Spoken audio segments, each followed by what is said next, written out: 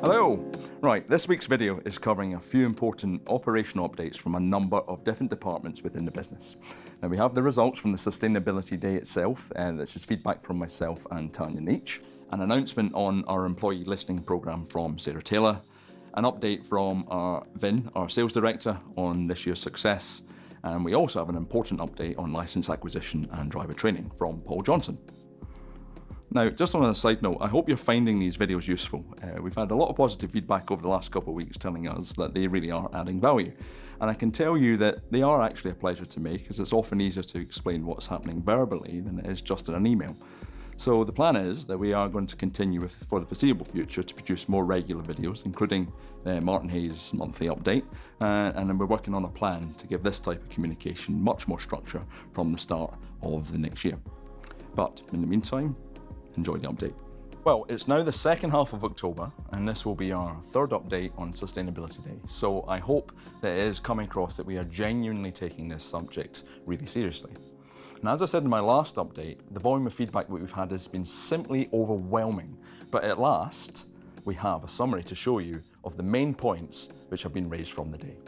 So I just wanted to say a big thank you to all the people involved in collating and sending in all the feedback. I know it isn't easy finding the time, but I'm pleased to confirm that we've now received every single depot sustainability plan. So that's 100% participation, which is a great result in itself. So overall, we have received a massive 3,064 individual ideas. So that's a phenomenal number, and a lot of our time in the last few weeks has been categorising this into manageable chunks so that we can present it back to you into something that's really easy to understand. So the first results we have for you are from the Society Workshop. The top 3 themes are community engagement, health and well-being, and working conditions and hours. So there have been a number of interesting ideas come out too, such as could Scania build its own recycling plant for waste from all of its depots and take the overflow from other recycling plants, to increase holidays and birthdays off, or even community ideas like a speed warning sign in the village which would make it safe for people in the local area.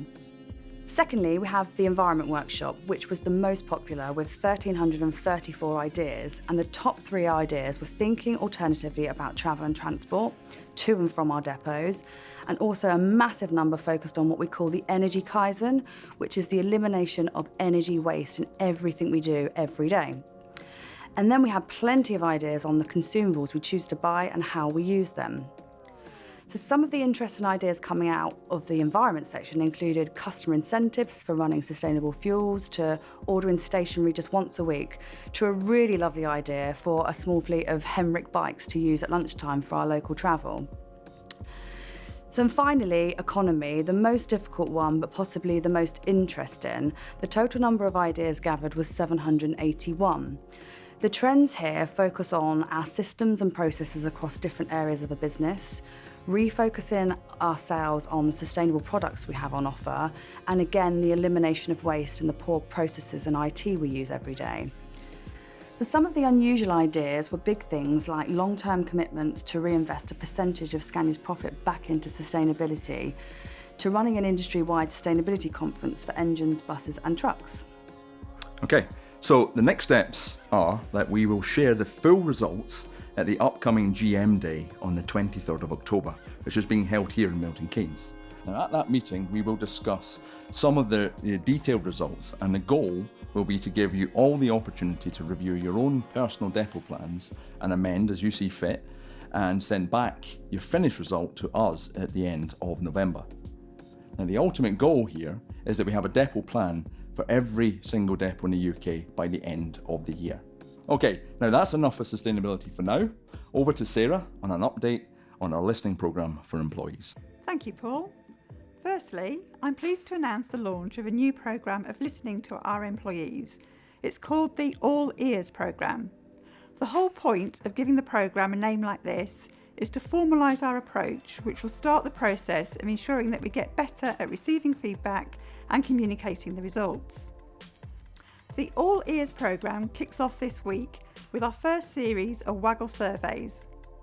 This will be coming out to you on email to your Scania email address, and there will be a link to the Waggle survey website that you'll need to click and take part. You can do this on your mobile or desktop, whatever suits you best.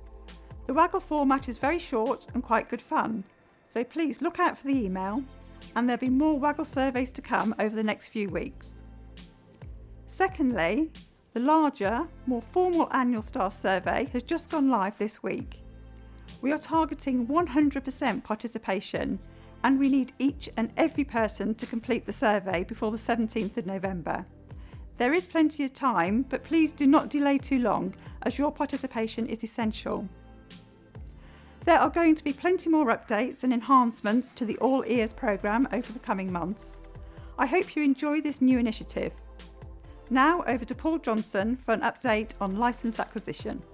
Thanks, Sarah. I'd like to take the opportunity to clarify the status of our driver training department. There have recently been some questions coming into the centre about whether our driver training offering has been affected alongside the recent changes to our licence acquisition team. So, this month we formally closed the doors on our licence acquisition service we have been providing to our customers. This decision was made following a business review of the department, and it was concluded that the LGV licence acquisition service we provide was no longer viable. The main reason for this is very simple. Licence acquisition has become an ultra-competitive marketplace, and the price we can charge has been eroded to such an extent that it has become unsustainable to continue to offer this service.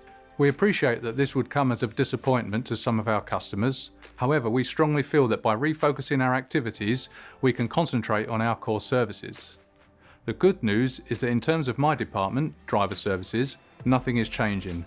Scania's driver training, familiarisation programs and ongoing coaching services will all continue to operate in exactly the same way as they have done previously. They are an essential part of the unique Scania proposition, and with our new sales department delivering a fantastic performance, the need for product support has never been greater. And driver services are ideally placed to provide the knowledge and expertise required for customers to maximise their investment. Hopefully this all makes sense, but if you have any questions, please get in touch with me direct. Now for more on that great sales success, our sales director, Vincent Connolly. So thanks, PJ. It's great to be standing up here in front of you to talk about the sales organisation. In fact, it's fair to say we're having a good time. Engines on plan, bus and coach doing really well. And in fact, used bus and coach has now been ranked and recognised as being #1 in Europe for used throughput, stock turn and margin. Amazing. The Koh-i-Noor, however, is NTG. It's our truck sales performance that I want to talk about in detail. If I just look at some of the market shares right now, in the month of September, which is a registration month, Scania took over 25% of the month. That means at a registration month, 1 in 4 trucks going on the road is a Scania. It's the same number year to date. That means 25% year to date, 1 in 4 trucks going on the road is a Scania. If you look at tractor units, which accounts for 54% of the overall market, we are #1. 8x4 tippers, it's actually 1 in 3 trucks going on the road that's a Scania. I had no idea that this truck was so remarkably good. Market shares aside, it's about the volume. Now, it gives me absolute pleasure to say that last week we broke the all-time sales record, which was in 2016, which was 7,468 trucks. Now, with what we've got in order bank now, if we stop selling, it's likely that we will actually get to 9,000 trucks. So in essence, this will be the best year that Scania Trucks has ever enjoyed in its history of the brand in the UK. And now that's special. However, it's not always about the sales organisation. No, it's not about the sales organisation. It's about the services organisation as well. So, not just a record year in sales, but for after sales, record sales of ours at 1.26 million. Parts, we still remain the largest parts market globally for Scania, accounting for about 12.5% of all the Scania parts sold worldwide. Also record years in connected vehicle services and also in truck rental. Truck rental 50% up on where we were last year, another record year. So, we can't do it without sales. And we certainly can't do it without services. So, thank you sales, great performance, keep going. Congratulations services. And thank you for keeping these vehicles on the road, because that is ultimately why the customers pay the premium that they pay.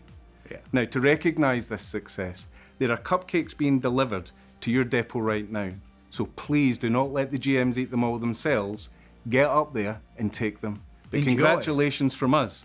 Yeah. Well done. Enjoy your cupcakes.